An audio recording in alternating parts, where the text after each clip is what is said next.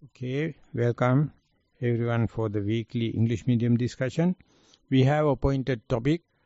Before going to that, I would like to invite if there are any circumstantial issues or topics that we can take. Otherwise, we will take the traditional book. අවසරයි බන්තේ. මේ කුමාර කතා කරනවද? Yes බන්තේ. අපිට ඇහෙන්නේ නැහැ. Mic එකට මේ ස්පීකර් එක වැඩ කරන්නේ නැහැ මේ. There's nothing from this side බන්තේ. That's what I want to tell. කතා කරන්නකෝ එතකොට අපිට හදාගත්තයි පොඩ්ඩක් කතා කරන්න කුමාර. Yes. මේ පැත්තේ මොකුත් නැහැ ස්වාමීන් වහන්සේ. හරි හරි. දැන් ඇහෙන්න පටන් ගත්තේ දැන් තමයි මම ස්පීකර් එකේ වොලියුම් එක වැඩි කරගත්තා. අපි එබන යනවා පොතට. අපි ආරාධනා කරමු දවසේ ආරම්භය ලැබලා දෙන විදිහට ධම්මාලංකාර අපේ පොඩි ආමතුරන්. අවසරයි ස්වාමීන් වහන්සේ. Today we have come to the sutta called Pajjunna Dhitu Sutta. Pajjunna Dhitu Sutta. Pajjunna Dinitu. Pajjunna Dhitu. Pajjunna Dhitu. Yeah. හරි. සංයුත්ත නිකාය පළමුවන පොත් වහන්සේ සතුල්ලප කායික වග්ගය පජ්ජුන්න දීතු සුත්තං. අවසරයි සංස. නමෝ තස්ස භගවතු වරහතෝ සම්මා සම්බුද්දස්ස. නමෝ තස්ස භගවතු වරහතෝ සම්මා සම්බුද්දස්ස. නමෝ තස්ස භගවතු වරහතෝ සම්මා සම්බුද්දස්ස. පජ්ජුන්න දීතු සුත්තං. එවං මේ සුතං ඒකං සමයං භගවා වේසාලියං විහෙරති මහා වනේ කූටාගාර ශාලායන්. අතකෝ කොකනදා පජ්ජුන්නස්ස දීතා අභික්කන්තාය රත්තියා අභික්කන්ත වන්නා කේවල කප්පං මහා වනං ඕභාසෙත්වා යේන භගවා තේනුප සංකමි. උපසංකමිත්වා භගවන්තං අභිවාදෙත්වා ඒකමන්තං අට්ඨාසි. ඒකමන්තං ටිතාකෝ කොකනදා පජ්ජුන්නස්ස දීතා භගවතෝ සන්තිකේ ඉමා ගාතායෝ අභාසි. මා විසින් මෙසේ අසන ලදී. එක් කලෙක භාග්‍යවතුන් වහන්සේ විසල්පුර සමීපේ වූ මහවනෙහි කූටාගාර ශාලාවෙහි වැඩවසන සේක. එකල්හි පජ්ජින්න වස්ස වලාහක දෙවියුගේ පජ්ජුන්න it's like පර්ජන්‍ය පාලි වචනේ තියෙන්නේ පර්ජන්‍ය කියලා කියන්නේ මේ අකුණු ගන්නවාද? එහෙම සංස වරහන් ඇතුලේ වස්ස වලාහක වැස්ස කියලා කියන්නේ. එකල්හි පර්ජන්‍ය වරහන් ඇතුලේ වස්ස වලාහක දෙවිහුගේ දුව වූ මනා චවිවර්ණ ඇති කොකනදා තොමෝ මුළු මහවණය බබළුවා භාග්‍යවතුන් වහන්සේ වෙත එළඹියාය. එළඹ භාග්‍යවතුන් වහන්සේ වැඳ එකත් පසක සිටියාය.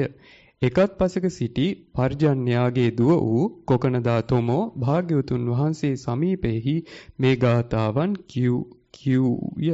Asai Swamnanse Bhikkhu Bodhi has translated this title as Pajjunna's daughter. Pajjunna's daughter. Thus have I heard, on one occasion, the Blessed One was dwelling at Vesali in the great wood in the hall with a peaked roof.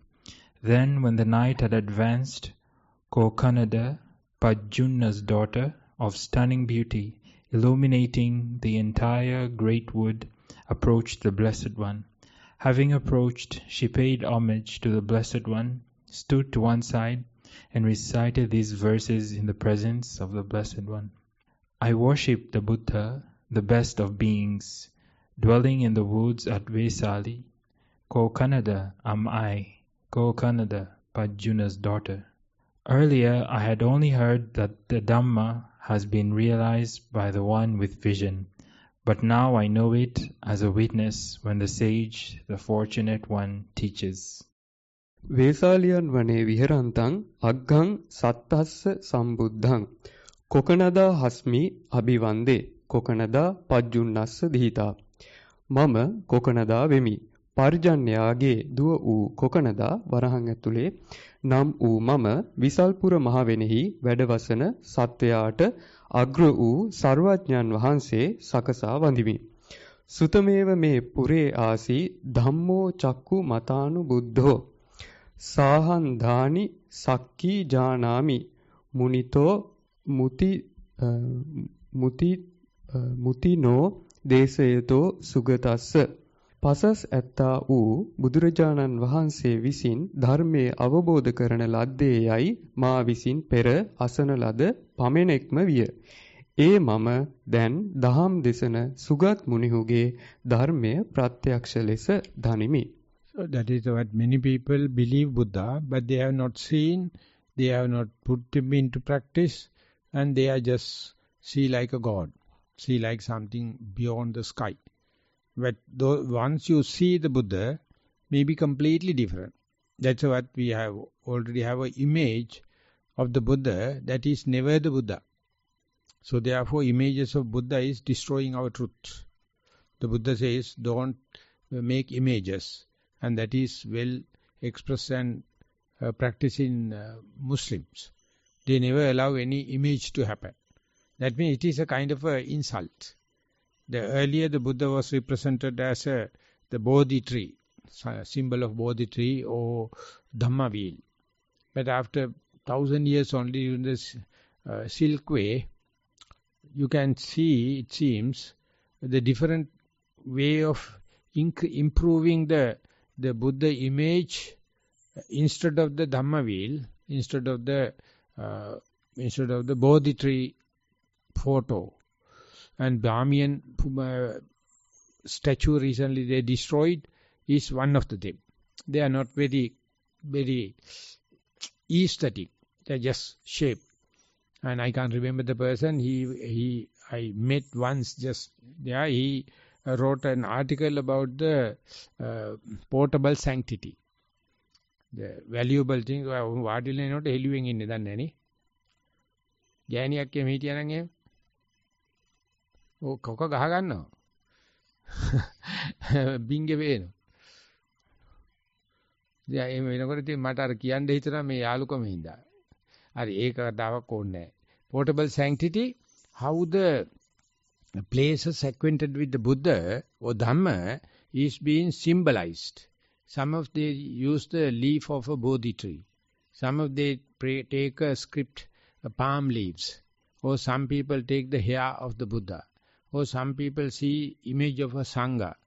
And he shows the whole world wherever these kind of sanctities are there, portable sanctities. And he explained how these things are evolving. So she is telling, earlier I heard, I knew about Buddha, now I know you. I realize you. So that is the real value of the Buddha. But instead we are making images and chaityas and all the kind of thing. But if they are not practicing, they can't internalize. They can't feel, they can't see any changes. So that is what we are fighting for, the Buddhist rights and Buddhist culture and kind of thing.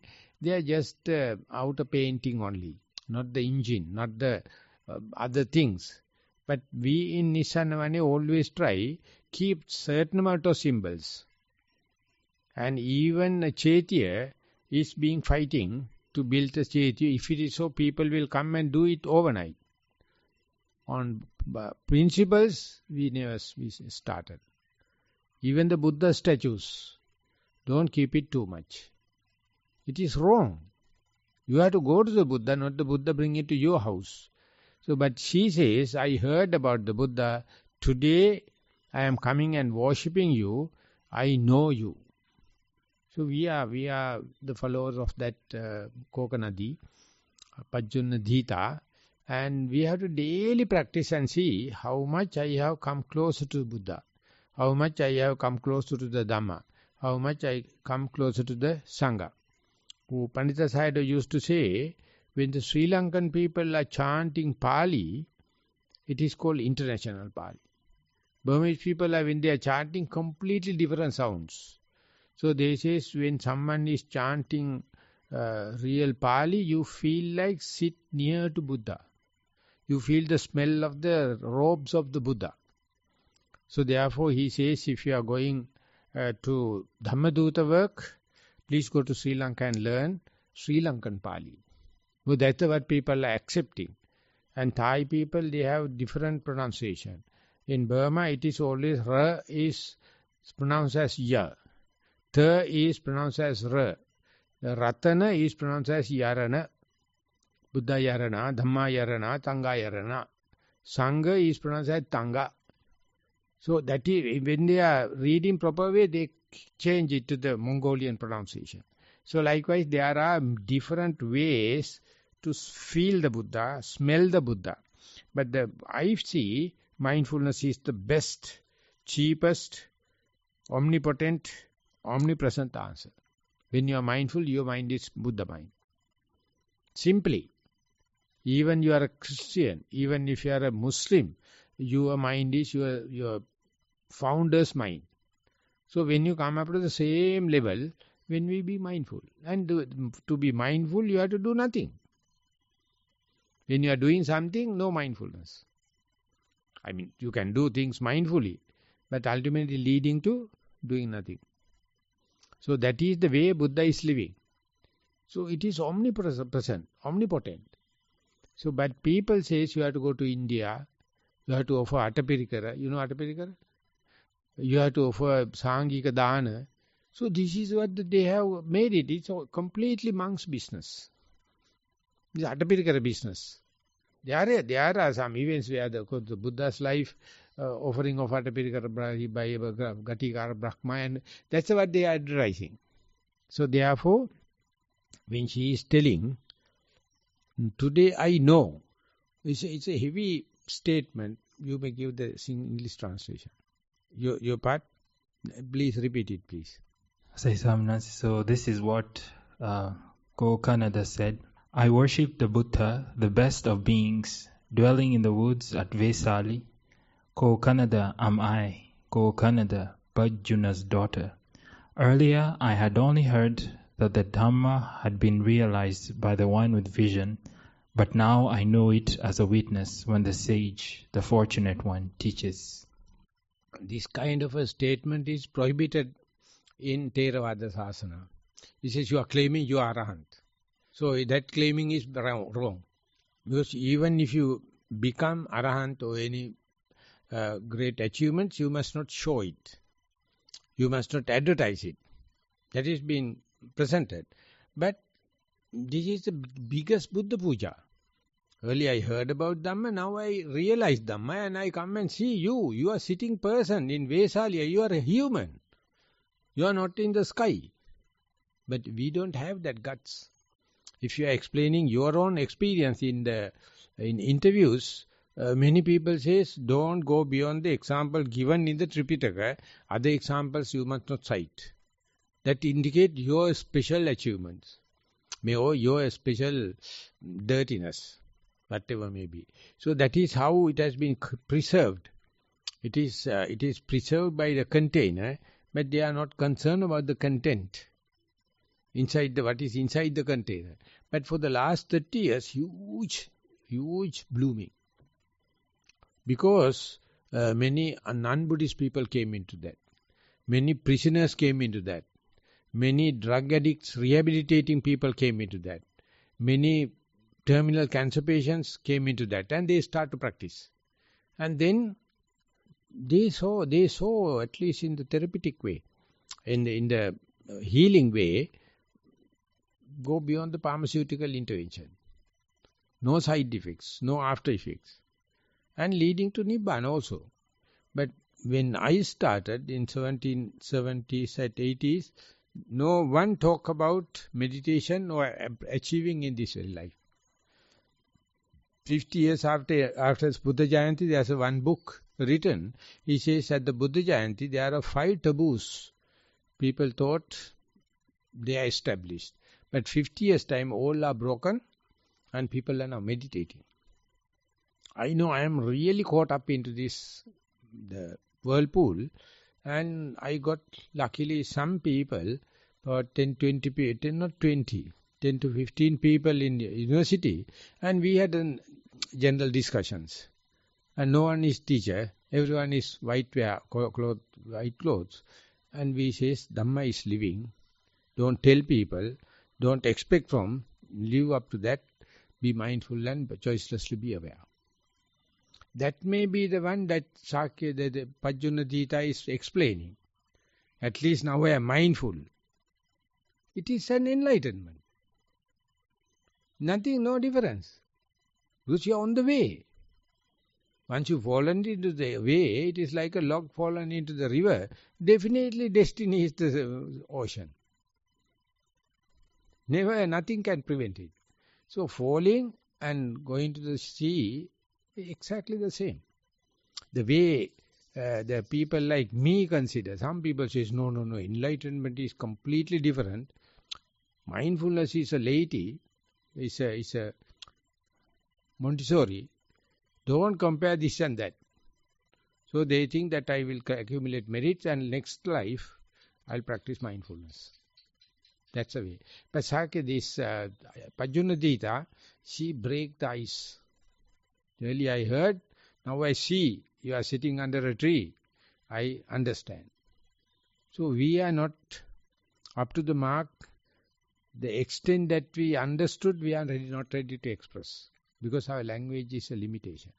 That's why these discussions are there. So therefore I wish, if you can, if you also have your own opinions and your own ideas, welcome rather than just keep on reading the book.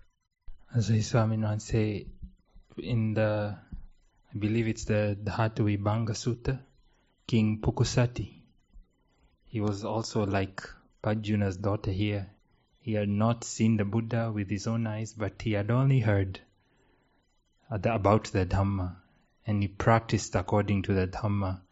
And then one day is when he met the Buddha, and the Buddha examined him, and he saw that he was really practicing. That's a very nice story, very nice beginning to Pukusati. He was a batchmate of Bimbisara. They were in the same class, or they were in the princely distinct. Buddha also was the same age. And they were sharing gifts.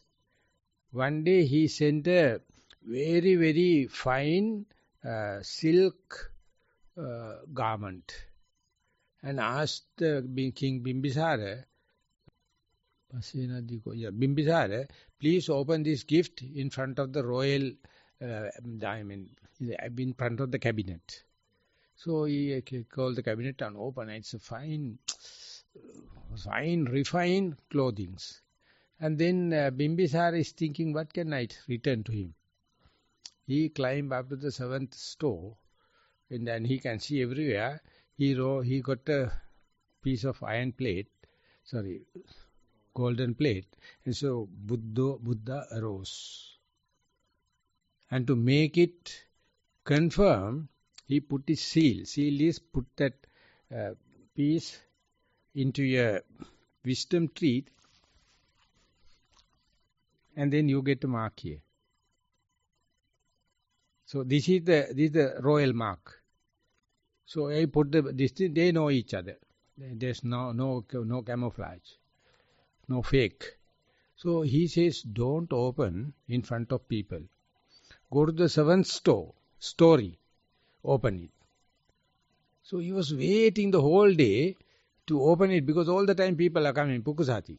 And at the end, he went to climb up there and he opened, Buddha arose. That's it. He climbed down and got the clay ball and a robe. No ordination. And he became a disciple of Buddha and start walking. And Buddha knew, and Buddha also went in forward. Both of them met in a shade like that for the potters. So Pukusati went first and asked the potter, overnight, can I put out? He says that mosquitoes may be there, wind may be there. I don't mind if you don't like. Never mind that I have a shadow, the roof, I will be there. And soon after that, Buddha came. And then he also went to the same, the potter. He says, don't disturb. One monk already came. I don't mind if he is happy.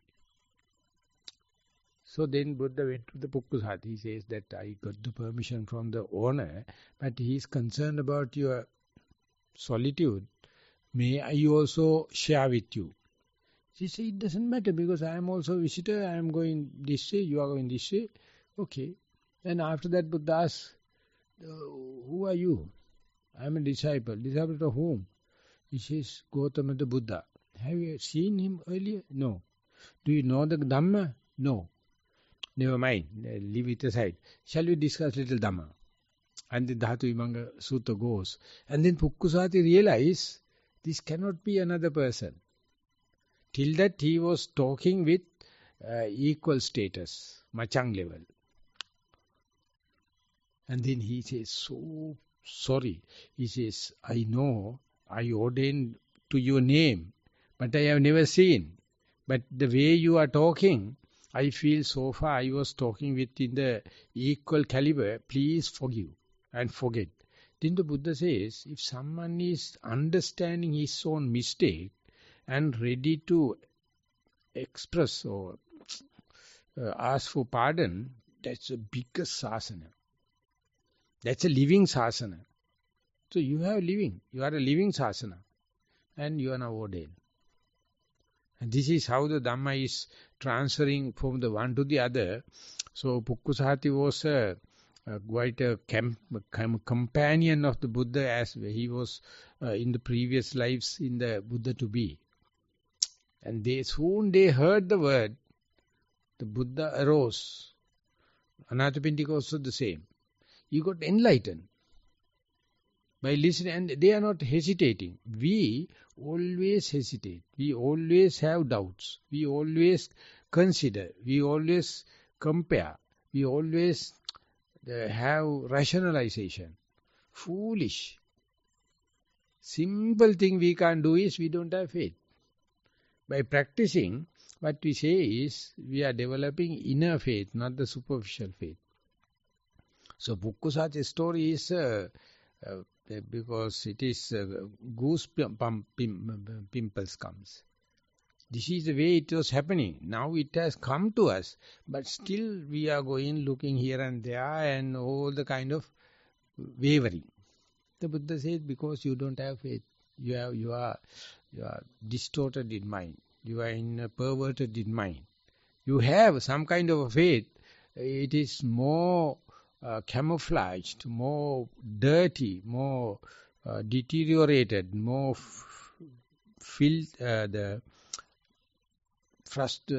disturbed by the no faith.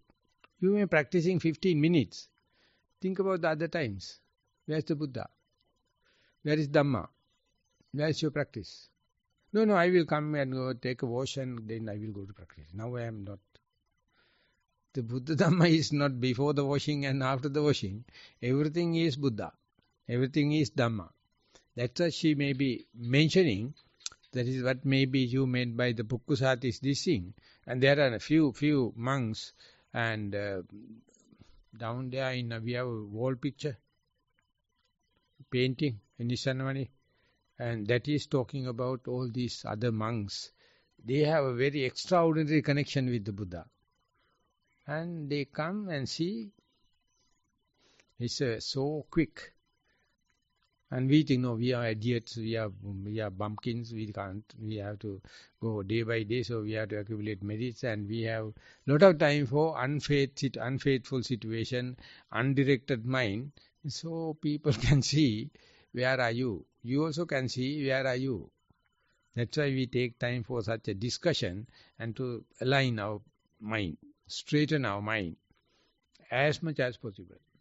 So I would not say it's quite interesting. All of us, we practice here, though the Buddha himself is not. We are the Buddha. My mind is the Buddha. Mahasi Sayadaw says Buddha is not in the Anuradhapura Mahacheti, not in the remnants. Each and every moment you are practicing, your heart is the Buddha. Great. And speaking of Chetiyas, I came to learn that in Bodh Gaya, India, there's this group of monks who have gone into a hunger strike because they say the Bodh Gaya, it is the association that is in charge of Bodh Gaya is not fully Buddhist, that some of the board members are Hindus, and so they are protesting and they're going on hunger strike. We want Bodh Gaya to be a fully Buddhist thing. So indeed, Bodh Gaya, in front of place is ever Hindu. That very close to the Bodh Gaya, the huge area for Hindu Kovil, because earlier Mahanta's place, Ultimately, with the law court case only, majority gave it to the Buddhists due to Anagarika Dhammajiva, but that is there. And their practice also almost like Buddha. When you are going in, you have to wash your clothes. And you have to practice so much of things. So they are practicing more mindfulness than Buddhists just shouting around and shitting around the Buddha Gaya. So therefore, they are not only removing the Hindus, but mind your own business, practice. Whatever it may be. And I don't know whether it is the same place where the Buddha enlightened. That is separate issue. But we symbolically accept it. And if it is so practiced like the Buddha, they call that 4 kinds of his effort, ardent energy with the 4 characteristics. Even I die, I will never get up without becoming enlightened. That's the way he was cross-legged sitting in on the rock. Attamang aditthana parami. The Chaturanga Samannagata Virya. Virya is with the 4 characteristics. So it is like mercenaries. You go to the war, not to the enemy, but to money. And kill other people like cutting grass. Cutting grasses. So it's something like, so therefore this kind of a sectarianism is not the Buddhist way. When I read that story, I remember thinking, is the Buddha in Bodh Gaya or is the Buddha in mindfulness? In your heart. Yeah. Don't talk these things outside in the discussion, no harm. Because people wanted to give it to Dhamma to the other people, external, not the internal. What to do? If it is so, we have to understand they are the bad examples. We also not set bad example, practice. Do whatever you do mindfully. See what is the thing you cannot do mindfully. If there are no further comments, we have only 2 stanzas left. Yeah, about half an hour. Yekechi Arya Dhamma Vigarahanta Charanti Dummedha Upenti Roruvan Ghorang Chirarattang Dukkha Manubhavanti Nuwana නැත්තා වූ යම් කිසි කෙනෙක් ආර්ය ධර්මයේ ගරහමින් හැසිරෙද්ද ඔහු දරුණු වූ රෞරව නිරයට පැමිණෙත් බොහෝ කලක් දුක් අනුභව කෙරෙත් යේචකෝ අරිය ධම්මේ කාන්තිය උපසමේන උපේතා පහාය මානුසං දේහං දේවකායං පරිපූර්ෙස්සන්ති යම් කෙනෙක් ආර්ය ධර්මයේහි ශාන්තියෙන් හා ූපශමයෙන් යුක්ත වූහුද ඔහු මිනිස් සිරුර හැරපියා දෙව් පිරිස පුරා ලන්නාහ. Those ignorant people who go about criticizing the noble Dhamma pass on to the terrible Roruva hell and experience suffering for a long time. But those who have peace and acquiescence in regard to the noble Dhamma, on discarding the human body, will feel the host of devas. That's the end of the sutta. Yeah, it says that noble Dhamma is Swabhava Dhamma, the natural law. Taoism means you have to merge into the normal, you have to merge into the nature. That's the nature, that's a noble Dhamma. And that is not happening in the scientific world. That's why the global warming is happening. That's why the internal and external pollution is happening. They don't care about the nature. They want to have their own share. The governments, societies, pharmaceutical industries, all the kind of thing. So therefore we are in such a turning point. And still I say, if you are practicing, you are not contributing to these bad trends. Any job we are doing today is contributing to this dirtiness. Not a single job is pure. Everyone is slaves, more than draft animals, due to money. Can't help because we have to eat. Even if you are doing agriculture, you are killing so much. Agriculture is an innocent business. And the dairy farming. Now, it's a mercenaries. These animals and plants can't speak. Only we. And we are doing so much of unfair situation. They think it will not return. No, within one life, it will return. So therefore, anyone Not the Buddha Dhamma, but the Svabhava Dhamma. That means law of the nature. That understanding is called emotional intelligence. You have to understand the nature. To be with the nature, you have to destroy some amount, but do it in a minimum way. In New Zealand, Maoris are there, but still they have leaders, and if they wish to cut a tree for any purpose, they have to go and consult the master. And the master go and speak something. I'm sorry, I need that particular part because of my poorness. And he cut the tree and take that particular part and leave everything remaining at the point and go backward. Then only they are using even reeds, but they are using garments. And we in Sri Lanka, we go kappiyam bante. Remember? We have to eat something living, red onion, or living plants. You have to do it. You have to spiritually say, it is valid bante. It's valid, no harm, you can eat. Otherwise you are destroying living. So that kind of sensitivity, now so much of animals are being killed. In Rockhampton itself, 1,800 cows daily. It make the meat capital to the Australia. And sending ships full of cows to Arabia. If there something goes wrong, and sickness and kind of thing, they throw over the board. And therefore, the sharks are following the ship. So much of animals. And they are growing and they are very rich. They say we Sri Lankans are very poor and very foolish people. We do not know how to use the environment. I think we are the best. We are the richest.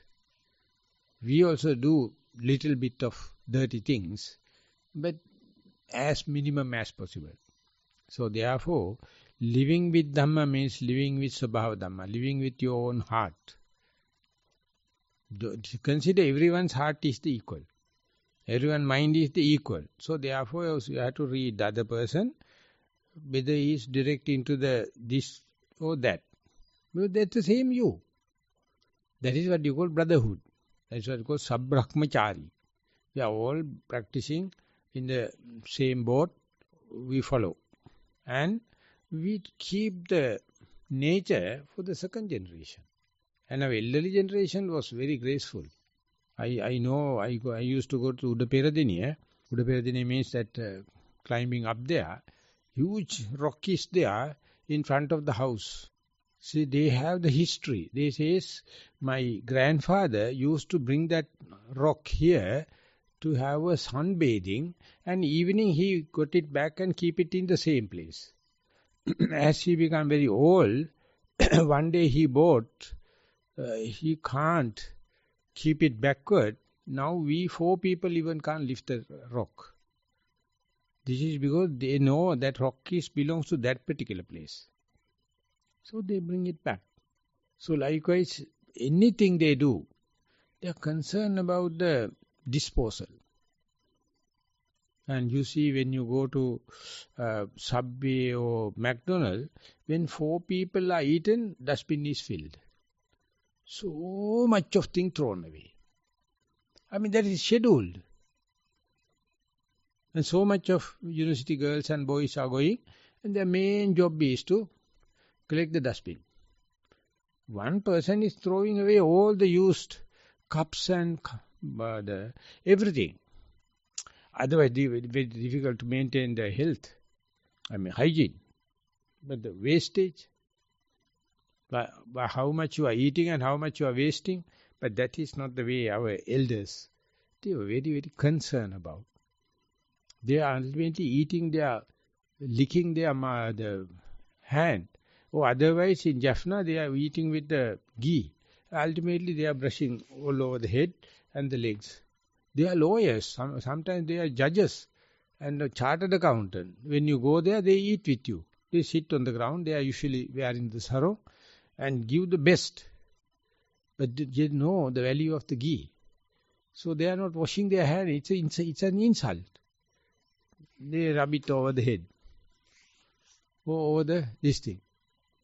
So this way they are respecting cows, not milking and thrown away.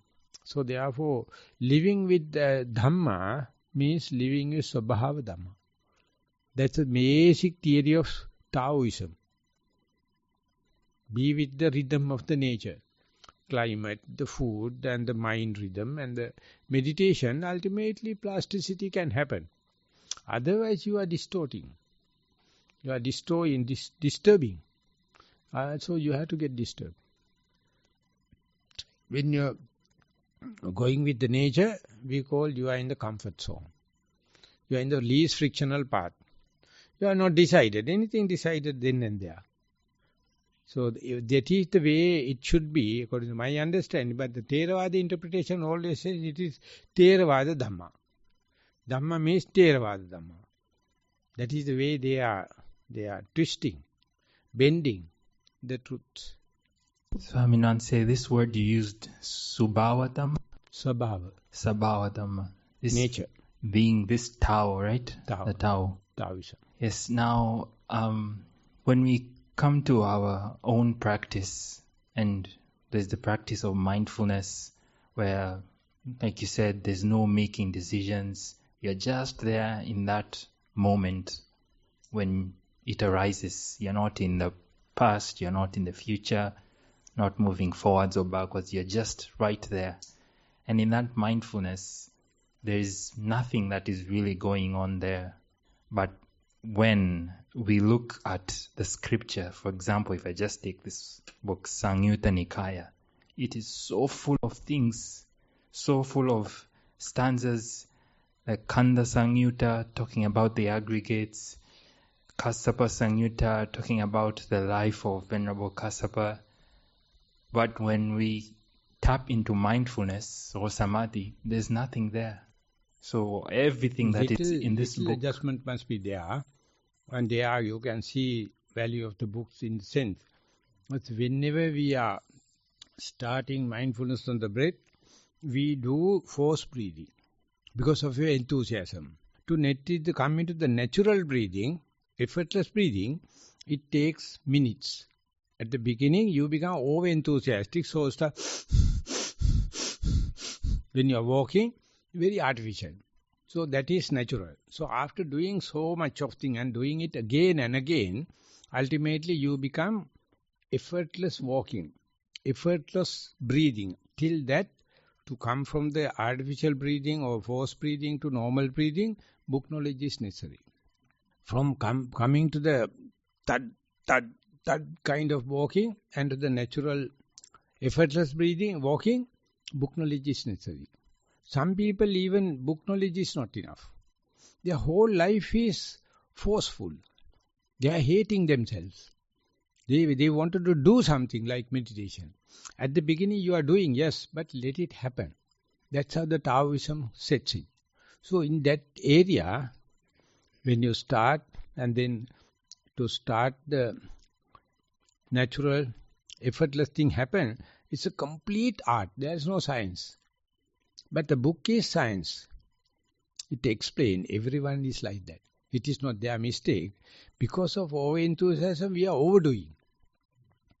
So in the meditation centers, all are mad. What they are doing is not relevant to Nibbana. They are just fighting. They are not striving. They are like crucified. But ultimately, when you do again and again, your rhythm will come. They never allow your rhythm to come. What to do?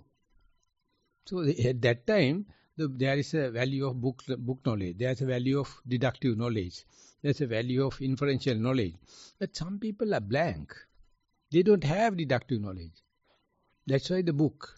But the Buddha has given the system, the path, the patipada, gradual path, with the least amount of complications. All the teachers are making it complicated. Teachers means making that simple thing complicated. And we think that the teachers are masters. There's something wrong.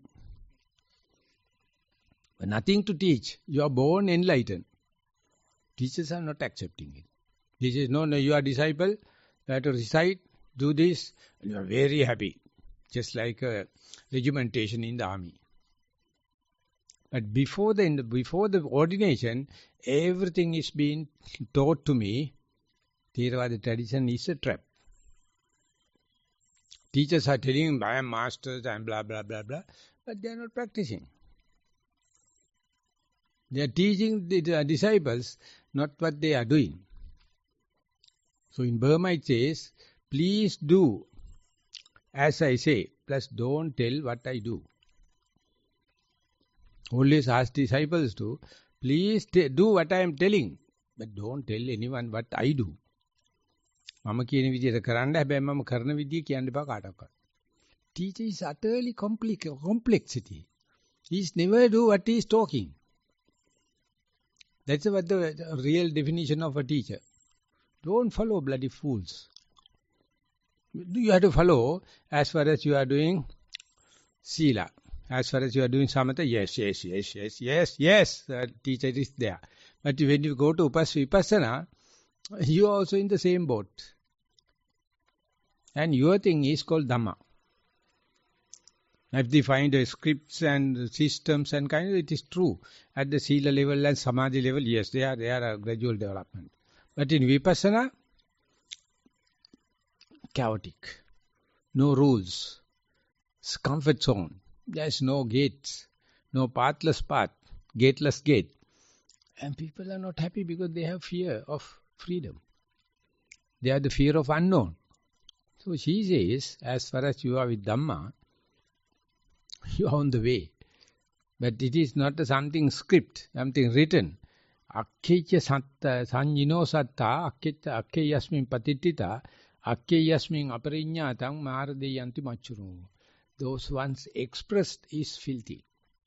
Anything expressed is filthy, but people are very happy to follow what he's shown rather than what he's shown, something said, something written, akkeya. They don't know it's a rotten. As following, you go to hell. You go to the Mara. Listen to your heart. Listen to your mindfulness. Listen to present moment. It's a whole encyclopedia. Agreed?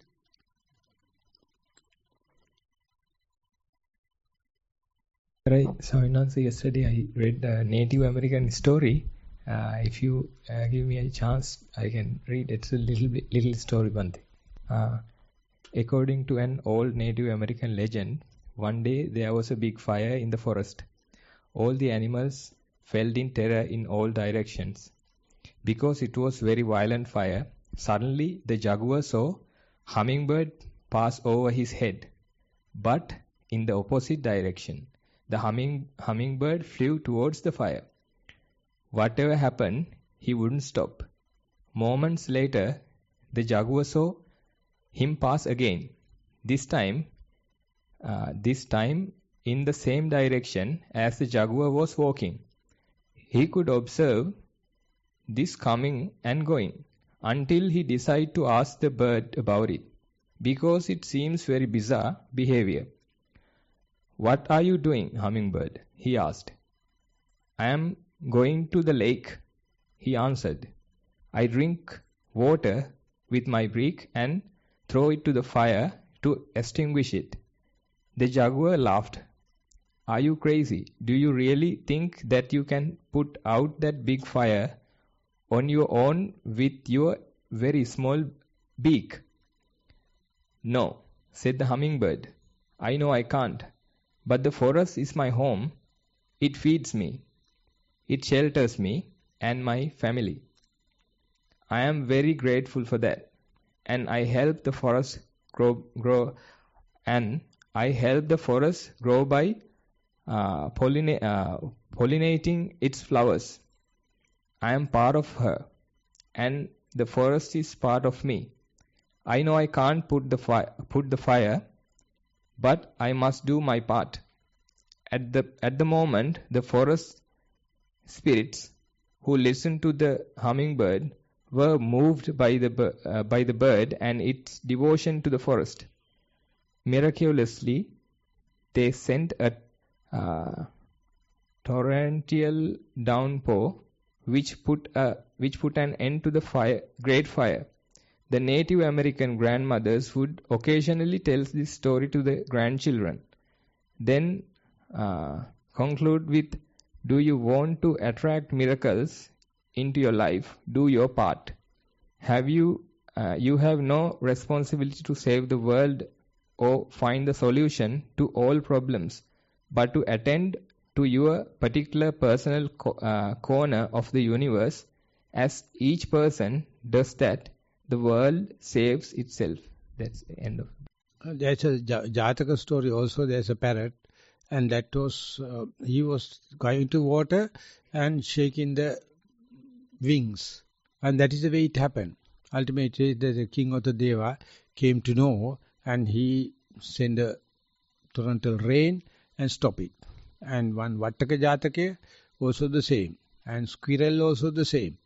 One day her nest was taken to the sea, and she was so shaken, go and dip the tail in the water and then shake it in the seashore, going and coming, to empty the sea by her tail. And then the king of the god, Saka, saw it, and he put the hand and took it and gave it to her, because she never give up. So one single breath, one single moment of mindfulness, one single step, you don't think it is going to be a big miracle. So you want to have the miracles. So you will end up with craziness. You have to understand these are time-proven things. And elderly people, they know. And specifically the Aboriginals, the old traditions, now today education killed everything. It's like a weed killer. Kill everything. They kill all the wizards. They kill all the African knowledge. They kill enough amount of Asiatic knowledge.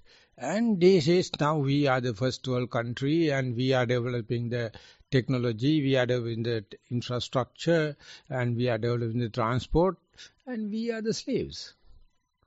What we do is, we kill our Ayurveda. We kill our astrology. We kill our ways and means to grow plants and the animals. And we are growing the mass scale. 200 years. Now little more than 200 years. Whole human society is completely destroying. So now people, new generation, consider this as the norm. Because we fool are for showing this thing as accepted. The present generation. So what to do? But still we can be mindful. We can tell children, do whatever you do in the school, but just be mindful. But teachers are not happy.